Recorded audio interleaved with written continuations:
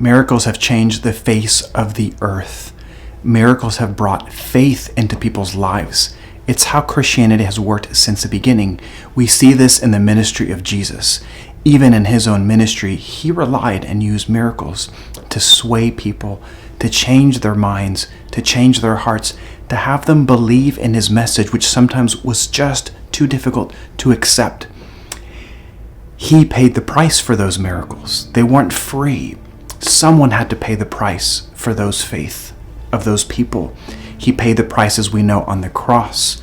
And when we see the lives of saints and the miracles that they produce that come out of them, they pay the price in their own lives through their sufferings, through their sacrifices, through all their prayers. We see that too with the children of Fatima. October 13th, they had suffered so much. They had been kidnapped. They had been harassed by other people. They had faced so much misunderstanding and criticism, some from their own family. They had faced a lot of being made fun of and people asking what was going to happen. Were we going to see the miracle that was promised? Can these little children produce and give what they say that they're going to give? So much pressure to be put on a 9, an 8, and a 6-year-old. Who could possibly do that?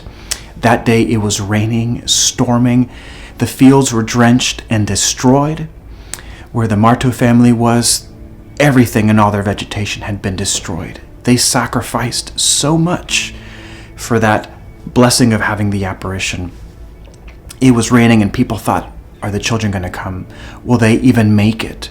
They pushed towards and through the crowd. 50,000 there, 20,000 in surrounding areas. Everyone has so much expectation because even right up until this point, they're seeing some conversions, they're seeing some healings. Little by little, people are beginning to believe. And then we have this amazing day, which is played out almost in slow motion. We relive it every day when we read about it, when we go back to this event that happened back then. It didn't just happen back then. We relive it every year.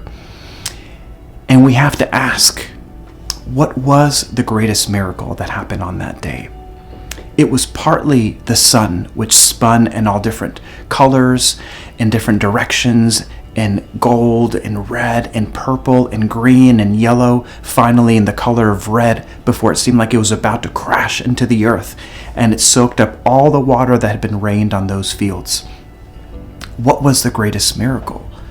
It wasn't just the miracle of the sun, although that's something that we remember. It's the faith that it has brought about in so many millions of people.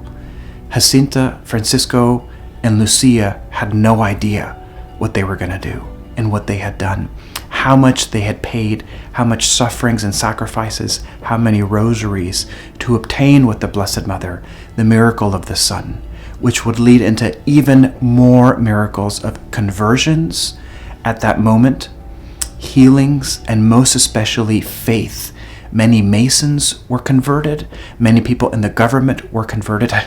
Even the local priest was converted. Everyone came to believe, but not just them. Think about it. Those 70,000 people that were changed and saw that. Can you just imagine how they went out into the world like new evangelists, spreading this message, talking about what they saw, talking about the rosary, talking about Our Lady and the 3 children, and how that faith in Portugal grew and reaches us even to this day. I know personally the way that this miracle has impacted me, how it has helped grow in my faith. Who paid the price for that miracle? Lucia did in all her sufferings, in her dreams, in her anxieties. Jacinta did in all her voluntary sufferings and sacrifices that she took on, eventually dying alone by the Spanish flu. And Francisco did as well, all the rosaries that he offered, that he prayed, and he too died of the Spanish flu, different than this one. That one affected and killed the children mostly. My friends, if Fatima has affected you in some way, it is because of this miracle, but because of the sacrifices of the children. And what's the invitation for us? What's the challenge for us? To know that we need miracles too in our lives. We need miracles to convert the society around us. They're not just going to believe our words. They have to see to believe. and someone has to be willing to pay the price. Are you? We continue in these 9 days of Fatima, and I'll see you in the next video.